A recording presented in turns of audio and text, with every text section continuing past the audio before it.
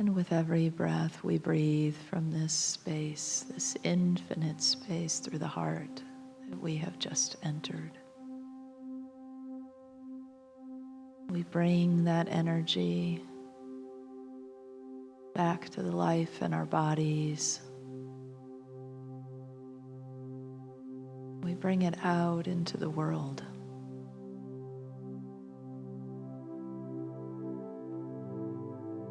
Seeing the hearts all around the planet opening, awakening,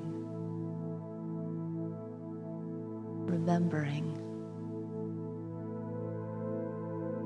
home right here within the center of our beings, a portal to infinite divine love.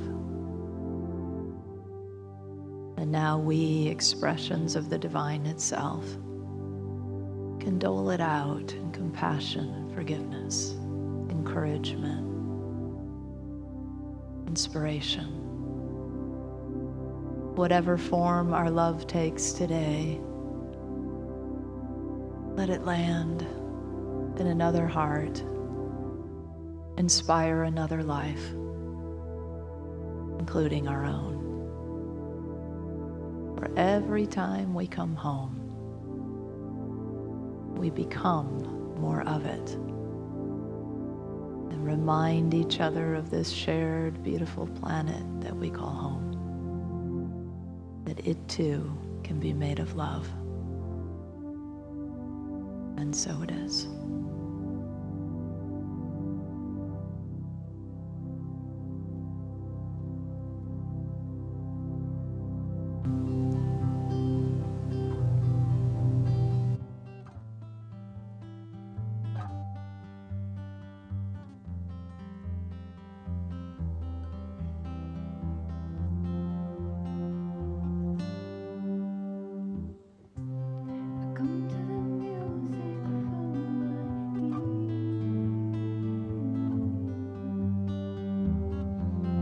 Come to the music for my soul.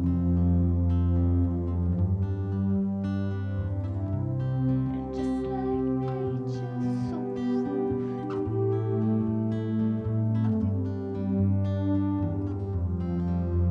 In the music I am whole. Come home, come home, come home, come home.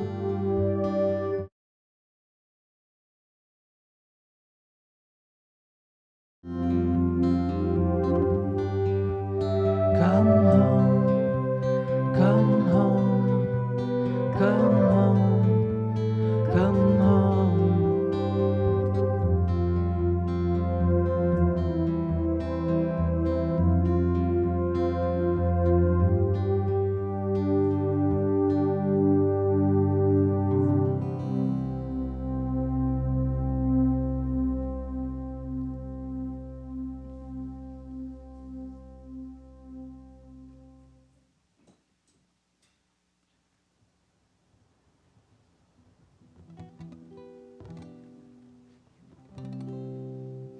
Well, good morning, good morning, good morning, good morning.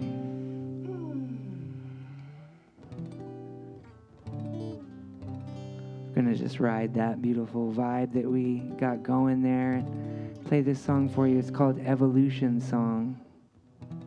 And it's about changing what we revolve around.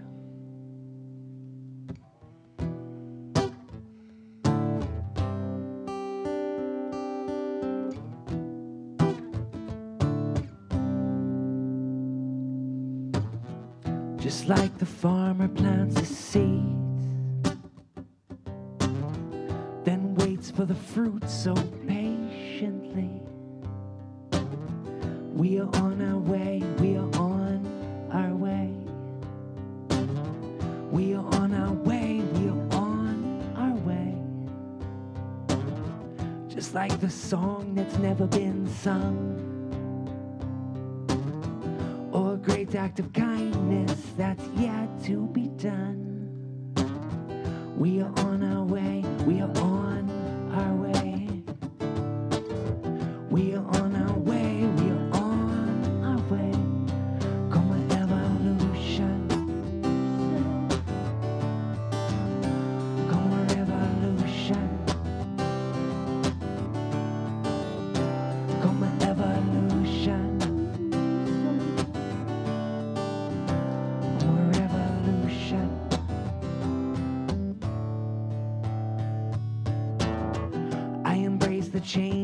soul and mind. What was once caterpillar, now a butterfly.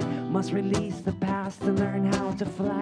We are all learning how to fly, greater than our wildest dreams. Life is so much more than it seems. We will all now open our eyes and learn to see for the first time. Come with evolution. Awaken my child to this revolution. Come with evolution. Come with evolution.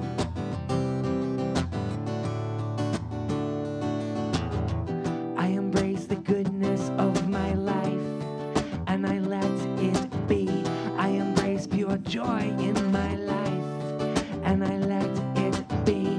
I embrace prosperity in my life and I let it be. I embrace this life. Come with evolution. Awaken my child to this evolution. Come on, revolution. Awaken my child. Come with evolution.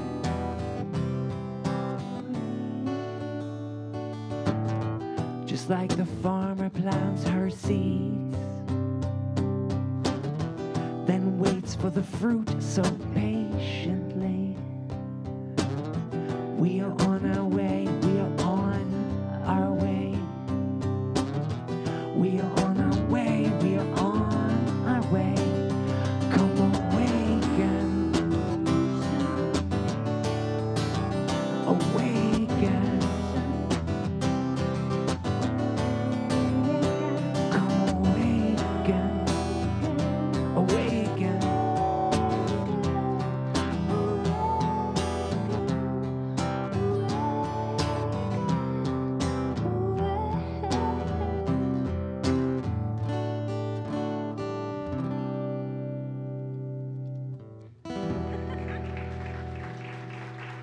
Thank you.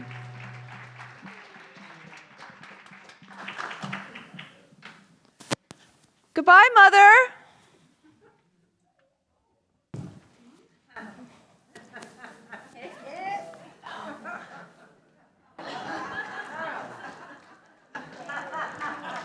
Oh, Well, hello, Little Red Riding Hood. Where are you headed to? well, hello, Wolf. I am going to grandmother's house for a visit, and I'm going to share with her these homemade cakes that my mother made. Oh, they smell delicious. They do. Where does your grandmother live? Oh, just at the end of the path, the first house. Enjoy your visit. Okay, thank you. What a nice wolf. I think I'll sample one of Mother's goodies.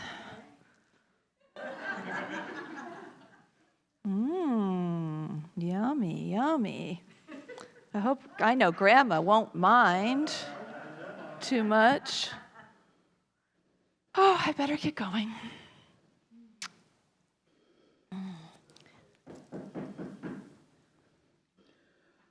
Well, granddaughter, what a pleasant surprise. Grandmother, you look so different today. Yes, dear, I'm a little under the weather. Won't you come in? You know, Grandmother, I think I'm going to leave the goodies for you right here. And I have this great idea to go and pick you some flowers to cheer you up. Okay, granddaughter, I'll be lying down resting. Just let yourself in when you return. Okay, hope you feel better.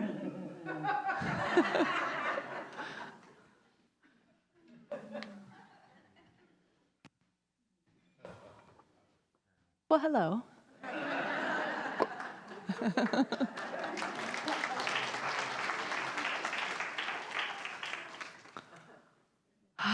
Little Red Riding Hood. Now, what do you think that she was up to when she said she was going to go pick some flowers? Do you think she would come back to grandmother's house in her innocence, like the naive Red Riding Hood that we often learn about?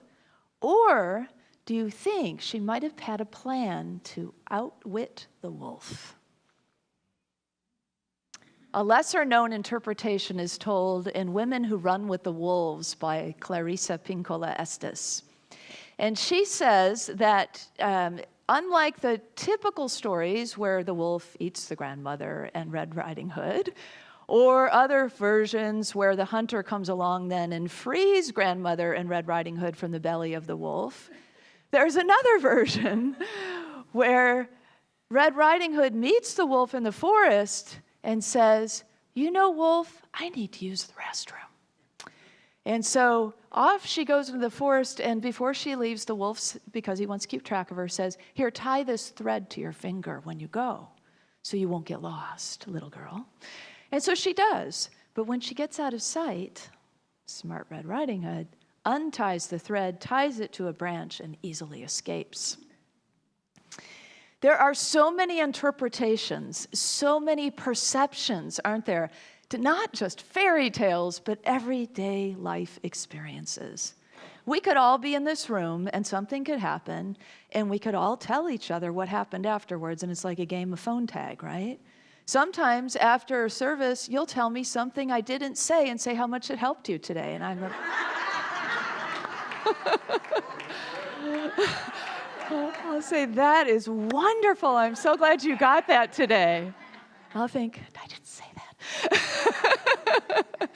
But it's what we need, right? Or sometimes what we don't need. And that's the piece that we're going to work with a little bit today is the misperception aspect. Because misperceptions are one of the winds of conflict that we're talking about in our Eye of the Storm series. Last week we talked about separation and its antidote, communion. Today it's misperception and its antidote, spiritual seeing, clearer seeing, higher seeing, deeper seeing. So we're going to look at that a little bit. You know, when you think of that moral of the story for Little Red Riding Hood, I mean, what would you want young women of today to know? Don't talk to strangers and hope that if you do, someone will come along and save you? Or trust your intuition to get out of dangerous situations? Yeah, right? So we're going to work with that a little bit. The powers that we have within us, the 12 powers of humankind, one of the key teachings of Unity, similar to the idea of the chakras, if you're familiar with those, that there are these energy centers, these spiritual abilities within us, and we can activate them through our conscious attention and bring forth the ones that we need in certain situations. So we're going to practice with that a little bit today as we work with this wind of conflict. And what a great day to do it, but on Halloween, right? Thank you all for the costumes and the fun for engaging in this, because part of Halloween is the power of imagination at work, isn't it? It's this idea of moving into the realms that are, they say at this time of year, the spiritual realm and the physical realm, the veil between them being the thinnest. So it's a time for us to play with shape-shifting, with characterizations through costume and mask and play and all of that that allows us to experience different aspects of life and ourselves, our alter egos, whatever you may want to call it, stepping into those different ways of being. There's so many different ways also during this time of year that help us to confront conflict even, because we are constantly being confronted by monsters and ghouls and all kinds of things, ghosts and things that kind of maybe make us catch our breath, like we often do when we are in a situation that feels either dangerous or conflictual, or like there's that kind of energy in the air and it makes us tense up, right? So it's that kind of experience that we might be having. Anybody like to carve pumpkins this time of year? And think about that process, right? We take this seemingly inanimate thing, even though we know it's alive, right? Because it was grown, and we give it expression. We carve it into different faces, and we put lights inside and light up the light inside, the energy of that pumpkin, and it becomes like a living being, our own creation with its own kind of almost human-like expression often. I remember back in the day when I was growing up in the suburbs of Detroit, on this night, Halloween Eve, we would have a thing called Devil's Night there. I don't know if it's ever been celebrated here. It's probably best that it's kept very localized. Because it basically was a night for teenagers to wreak havoc. And I only lived there as a small child, so I was on the other end of that. But they would go around teepee houses and soap mailboxes and do all kinds of crazy things on that evening. And in the morning, one morning, I remember our pumpkins were smashed. I know, it was so sad. And I was so sad. I mean, my parents were worried about me because I was so sad. And they said, you know, honey, it's okay, we'll get more pumpkins, But to me, what was different, what I saw that my parents were not seeing, was the pumpkins were alive. And so to me, it was this living being that I had been connected to that was now smashed to smithereens. And that's what hurts so much. So it's, with the eyes of a child that we really fully enter this kind of perception that helps us with the misperceptions in everyday life, in conflictual situations in particular, by raising up to a different kind of realm that we are able to see from, that place where we can imagine different possibilities, different ways of approaching something. That's the kind of energy we want to get into. And so childlike energy, actually childlike traits really help us in these kinds of scenarios. Not childish, that actually makes it worse. So we don't want to get childish, which is sometimes what the ego does, right? We want instead to be childlike. And in childlikeness, we enter that place of curiosity, of openness, of imagination, of a reverence for life. So all of these we can carry with us. It reminds me a little bit of a story I once heard where Shayla Wright was in 5th grade, and she came home all on fire from the science class that day and what she had learned. Now, this was back in the 1950s, before we had even heard about spooks are coming through. This was before we heard some physics before. Static?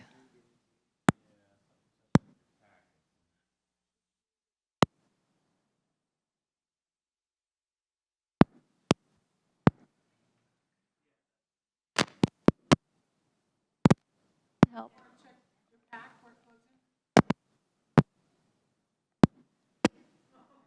There's lots of microphones up here, so Yeah, why don't I just do that? working, you can, I don't see anything, and the battery says it's full, so. It's, I'm not connected to that monitor. yeah, you are.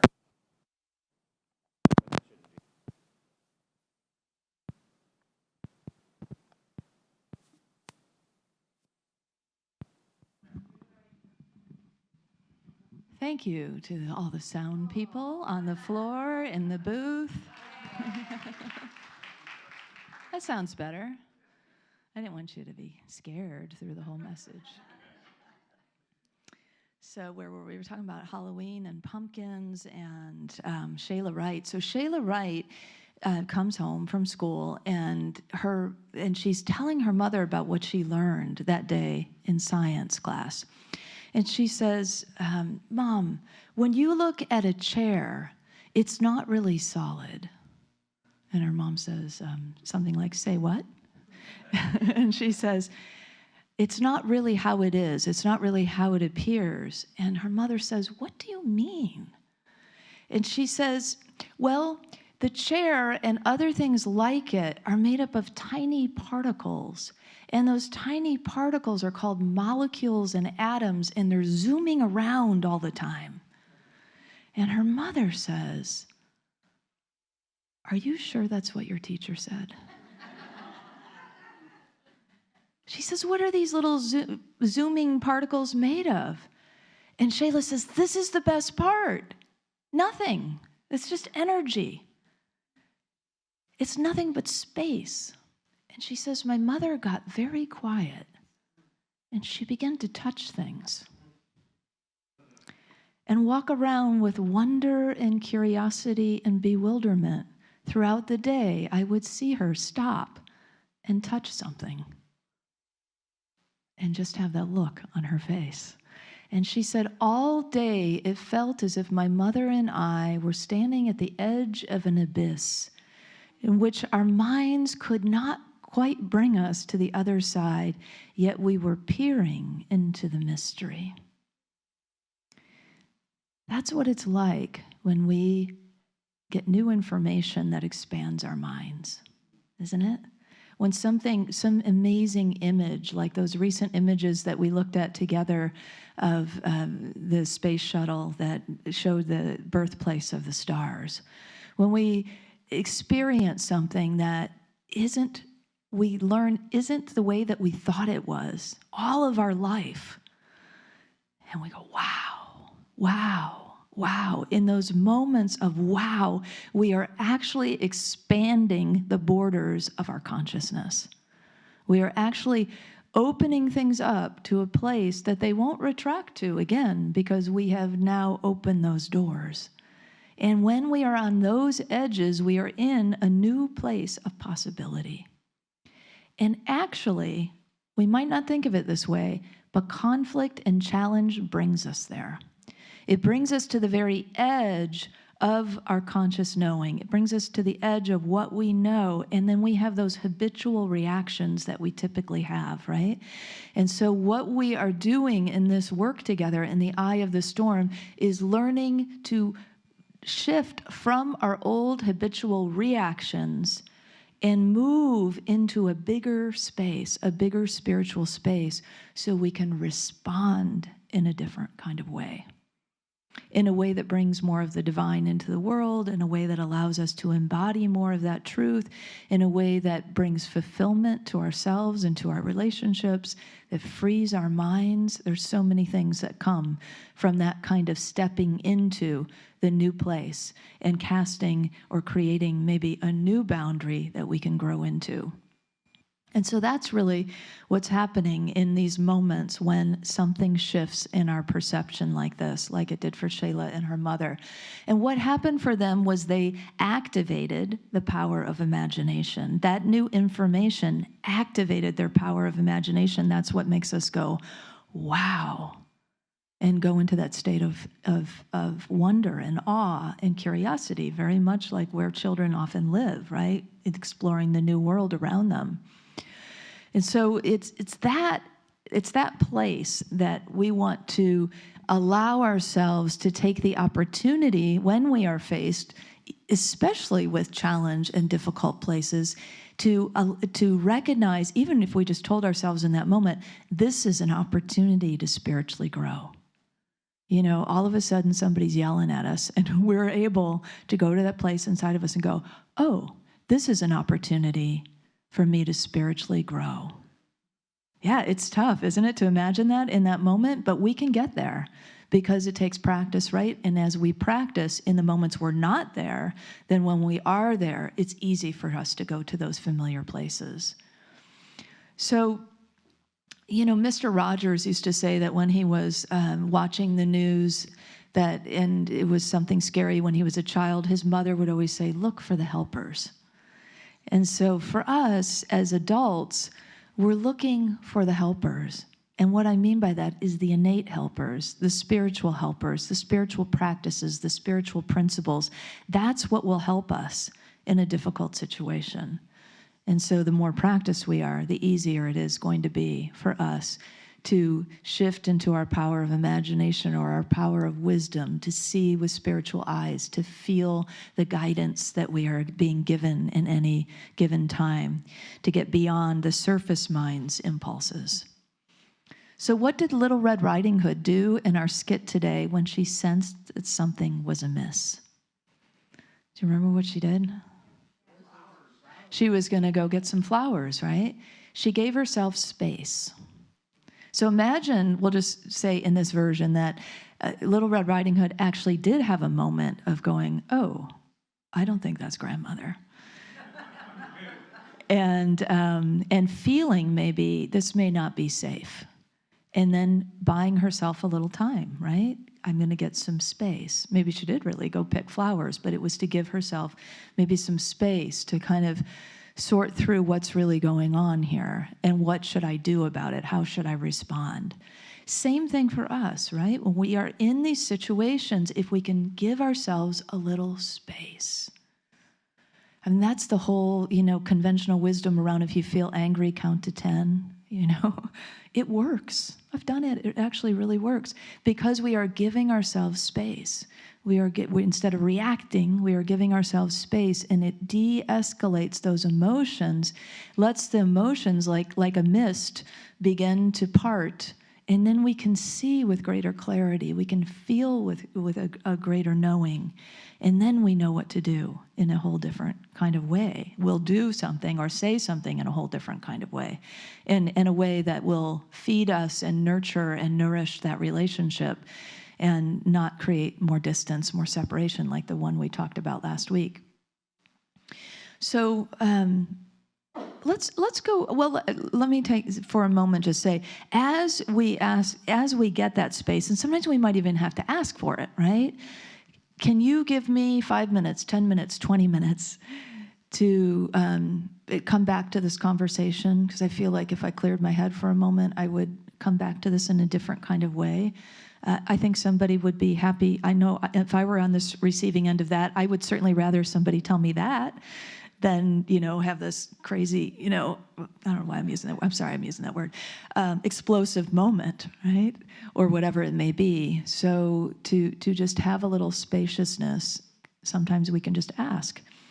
And then during that time, to revisit our perceptions for a moment, to just drop in and see if we can even suspend our current perception. This can be very difficult, but if we can just tell ourselves, okay, I know I'm seeing this and experiencing this in a certain way, I'm going to put that aside so that I can let the divine show me if there's another way, if there's another perception, if there's something I'm missing here, if there's something to see, to be revealed.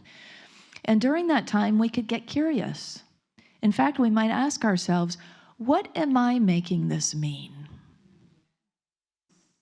Because that really gets to what's underneath, right? What am I making this mean? And as we ask that, Gary Simmons says, the author of our book, says, really, that's the enemy. That's the foe, is what we are making it mean.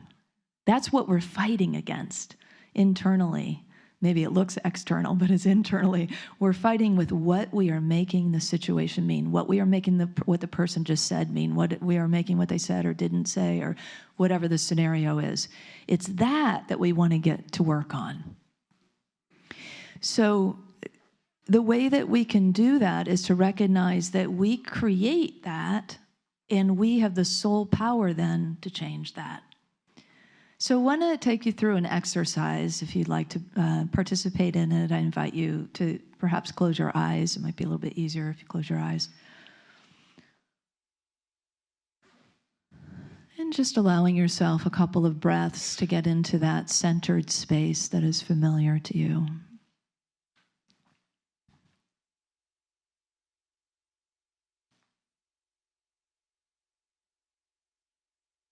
And now if you'll bring your attention to your first eye, that's that eye between your two physical eyes on your forehead, some call it the third eye.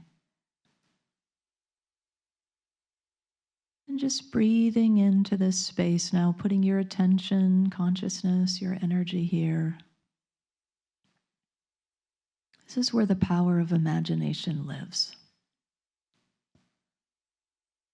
We begin to see it in its color, sky blue. So with every breath, there's a little more spaciousness in this area of your head. And it might even begin to look like sky blue, open sky.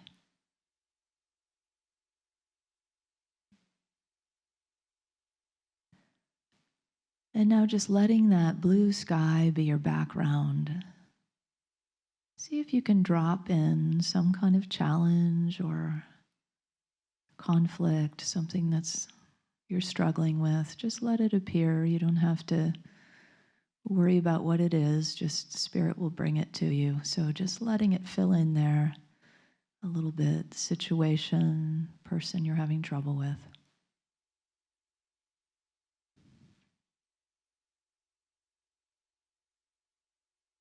Or it could be something in your recent past.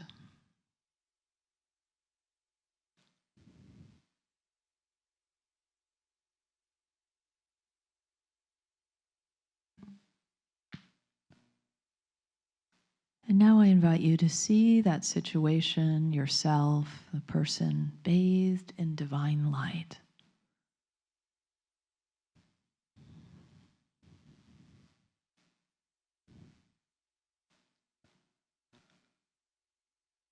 And as you are infilled with this divine light and it fills up the situation and the other person, imagine yourself now responding from this place of how you feel now, how it looks now.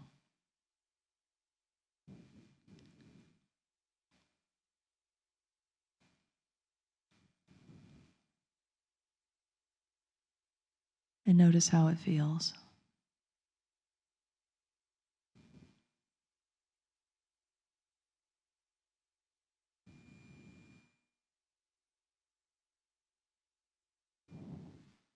And so when you're ready, we'll release this scenario and just see that blue sky once again. And bringing your attention back behind your eyes, opening your eyes when you're ready.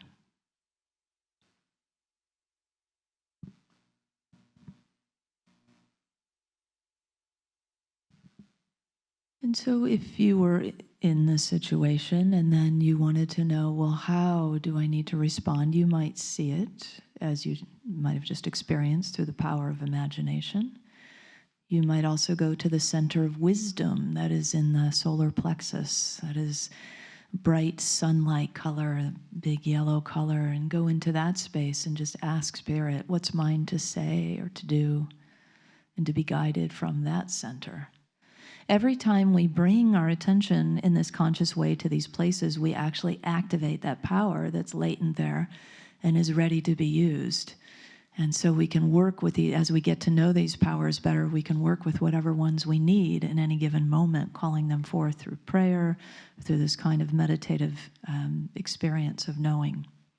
So let's take a look at the steps that we just took and how to expand our perception.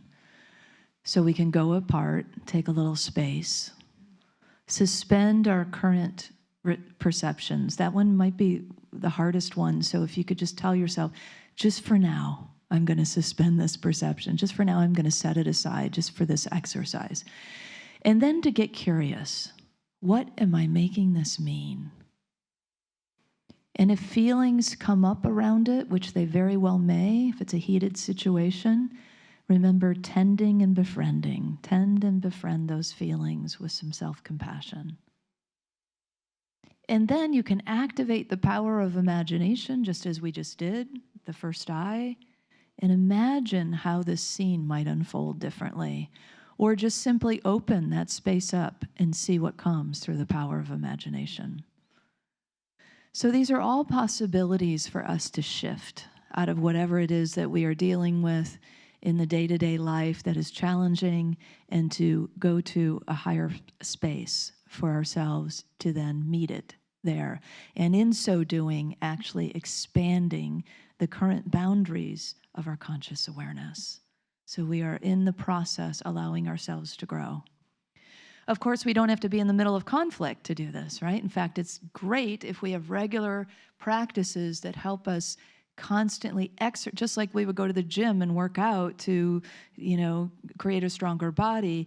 By doing practices based on these principles, we expand our consciousness and our capacity, our strength, if you will.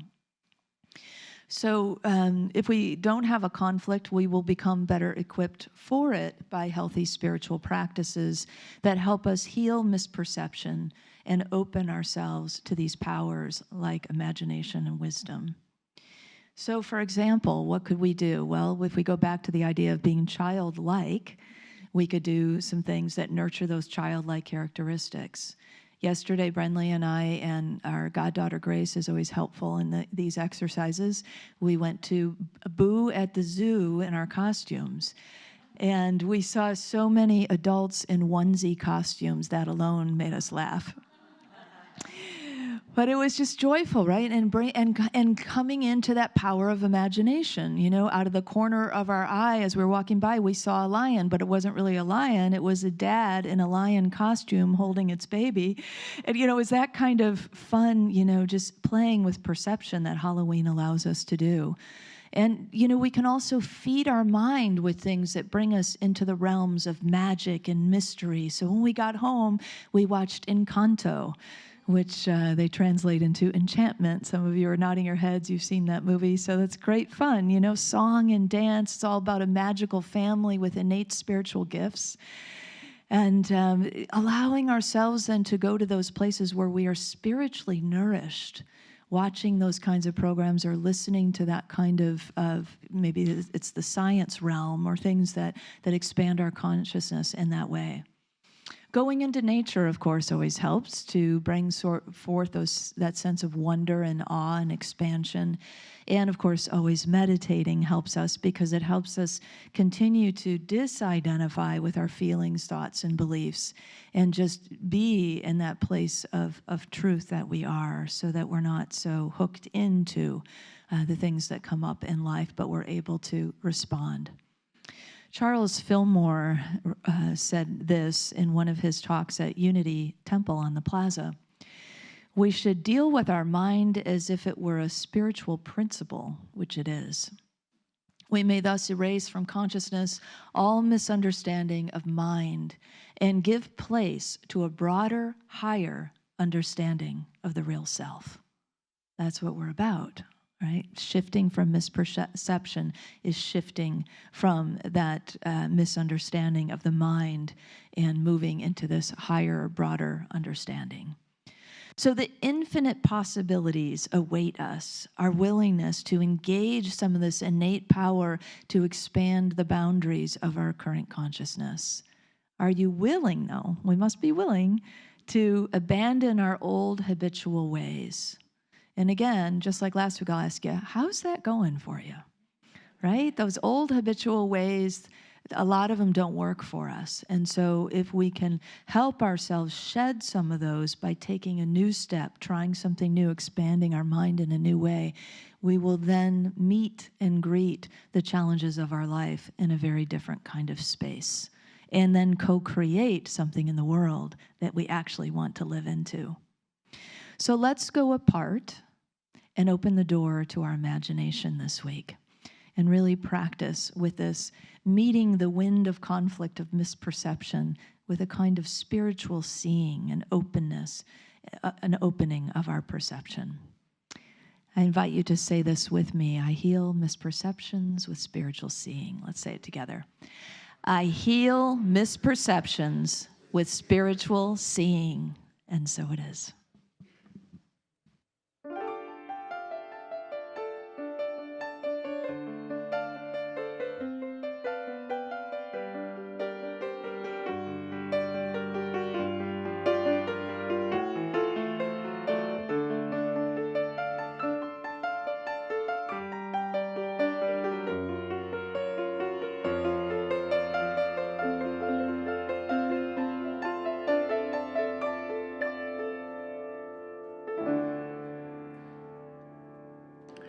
Well, thank you, Kristen. One of the things that resonated with me is, what am I making this mean? I'm so good at catastrophizing everything. So Nothing is real unless you make it so. that's it.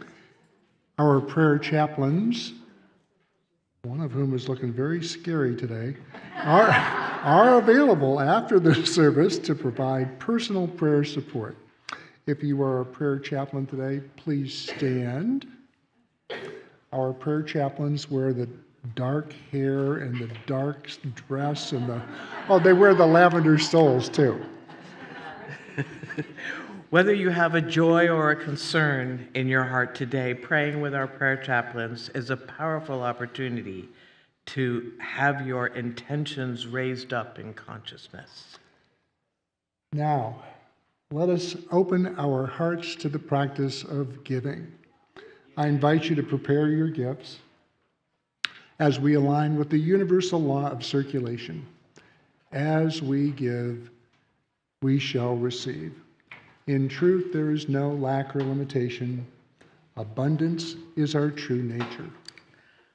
And for your convenience, there are a variety of ways to financially give to this community.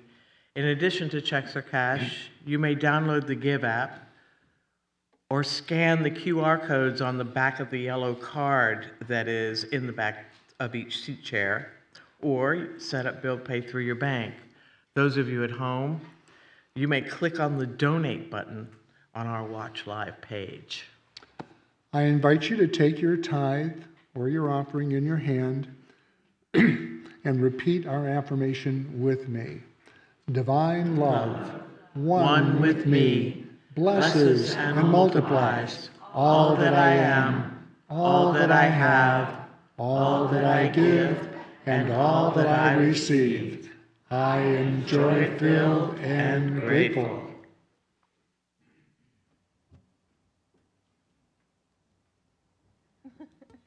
That was such a great talk. And again, we're so grateful to be back here with you beautiful, wonderful, amazing people. We did since last time we saw you, we recorded a whole brand new album, and a lot of it was written during lockdown and is a really personal experience called To Be Human. And we have a bunch of those at the table along with earrings and stickers and whatever, and we would love to see you over there. And that's my spiel. This song's called Celebrate Your Life.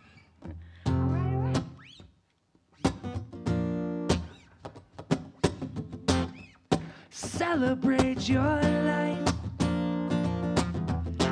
I will celebrate mine too, yeah. It's so good to celebrate this life with you. With you, with you. Celebrate your life. I will celebrate mine. It's so good to celebrate this life with you, with you, with you.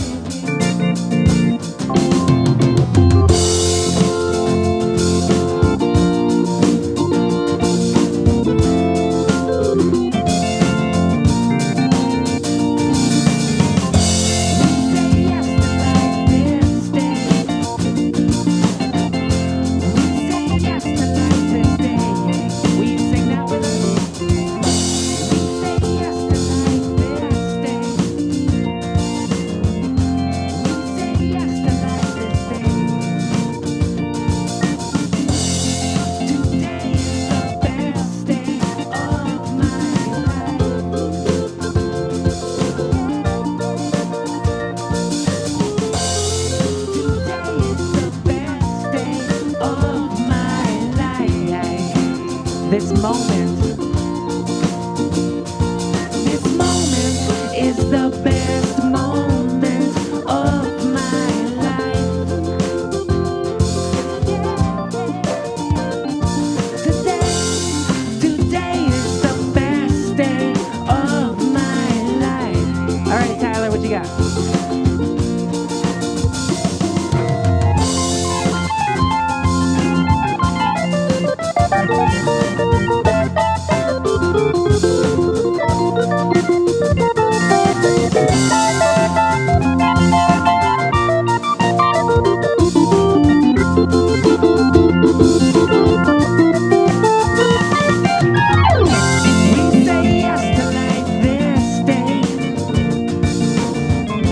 We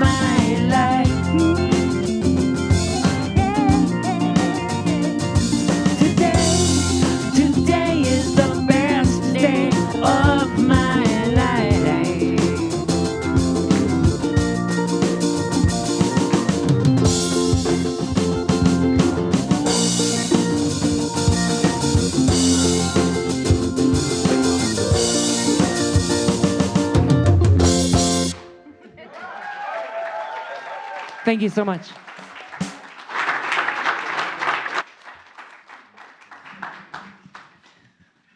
I love that you wrote that during time of isolation. It's beautiful. Oh, thank you, thank you, thank you. So let's just take a moment to receive. As we have given, we receive right in this moment. Seems like the sun's a little brighter, the breeze is a little cooler as we give. So we thank you, Spirit, for the opportunity to give and to receive, to be in the magic and the mystery of abundance, of flow.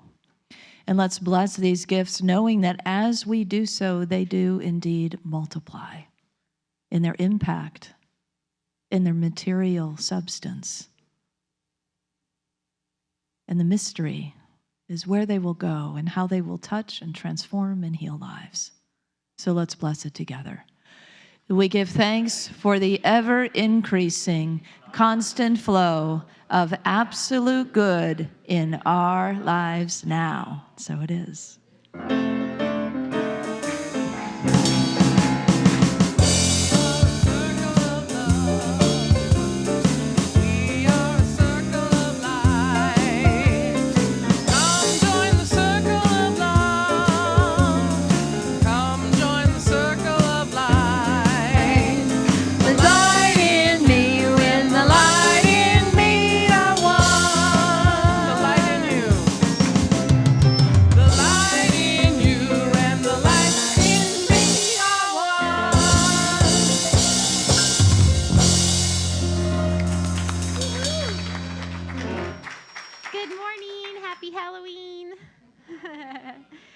I'm a unicorn, as always, and we have Millie, our skeleton, and Grace is Maribel from Encanto,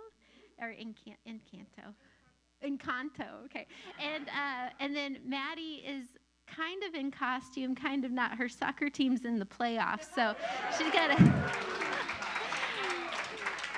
We had a game early this morning, and we're going to go straight to a game this afternoon. So go Blue Devils! But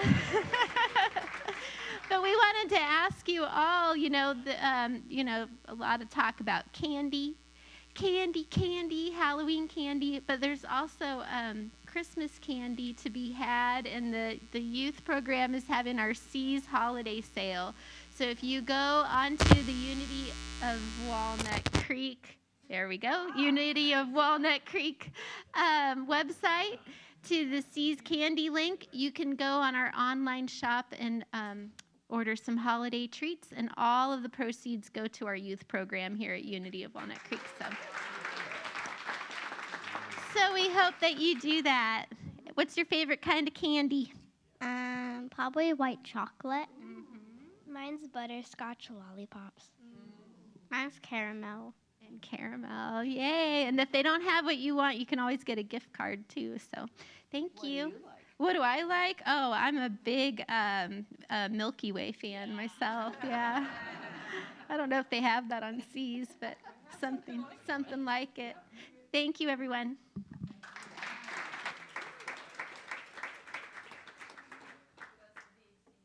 Corn should like the Milky Way. So let's bless our children and teachers together. Wow, everything is like serious stereo, Batman. Let's bless them. Children, youth, and teachers, we love you, we bless you, we appreciate you, and we behold the divine light within you. All right, let's invite Morticia forward to do some sign language.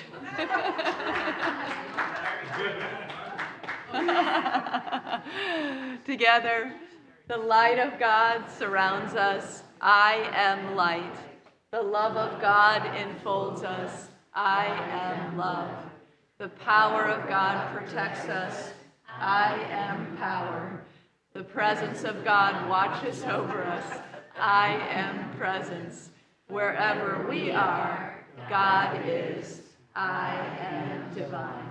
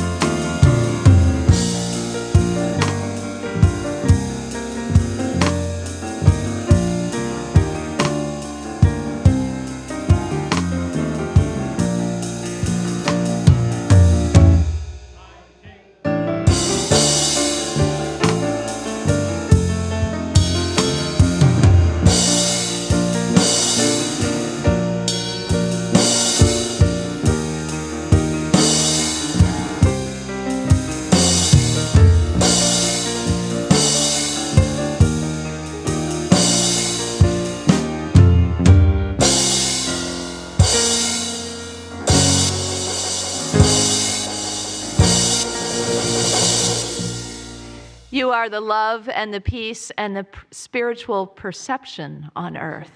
So let your light shine, have fun, and spread joy.